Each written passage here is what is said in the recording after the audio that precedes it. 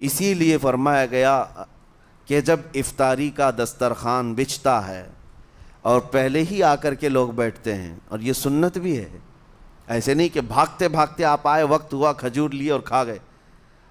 افطاری کے وقت سے تھوڑی دیر پہلے بیٹھ جاؤ، تمہارے دسترخوان پر نعمتیں رکھی ہوئی ہیں،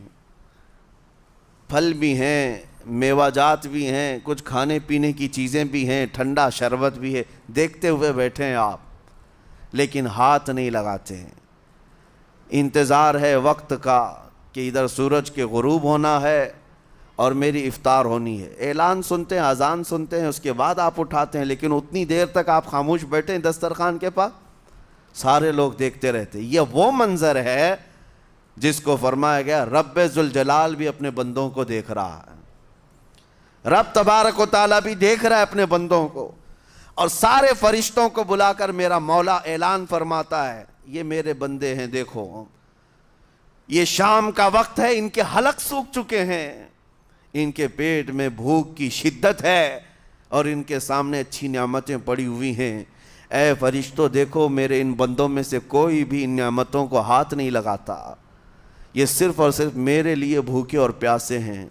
اور فرشتوں سے اللہ فرماتا ہے تم گواہ ہو جاؤ،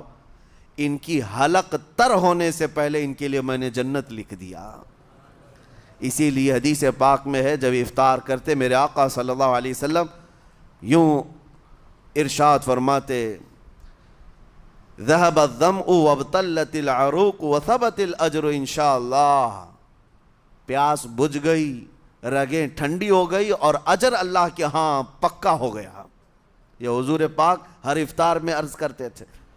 میں آپ کو یہ عرض کر رہا ہوں کہ یہ چھپی ہوئی چیز، اسی کا نام تقویٰ ہے،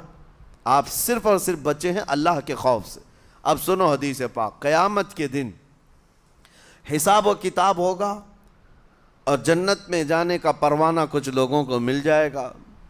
اور سب جنت کی طرف جا رہے ہوں گے۔ اس میں بہت سارے لوگ ہیں جو پل صراط پر چل کر کے جنت پہنچیں گے۔ اب جب کافی لوگ جنت کے دروازے پر پہنچیں گے، ایک جماعت ایسی ہوگی جو پورے راستے میں کہیں نظر نہیں آئی،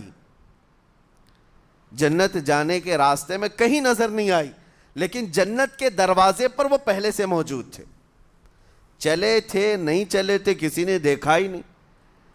دوسرے جنتی ان سے پوچھتے ہیں اس جماعت سے کہ تم یہاں کیسے پہنچے اور یہ انعام کس بات کا ہے تمہارے لیے؟ تو وہ جنتی کہتے ہیں ہمیں روزے داروں کی جماعت میں رکھا گیا، ہمارے روزے اللہ کو پسند آئے، اور آج رب تبارک و تعالیٰ کا حکم ہوا کہ ساری دنیا سے چھپ کر تم میرے لیے روزہ رکھتے تھے، دنیا کو پتہ نہیں تھا تم بھوکے ہو پیاسے ہو، اور اے بندو آج سارے لوگوں کی نظروں سے چھپا کر میں تمہیں جنت پہنچاؤں گا۔ وہ ایک جماعت ایسی ہے جو راستے بھر چلتی ہوئی نظر تو نہیں آئی لیکن جنت میں پہنچ گئی، وہ روزے داروں کی ہے۔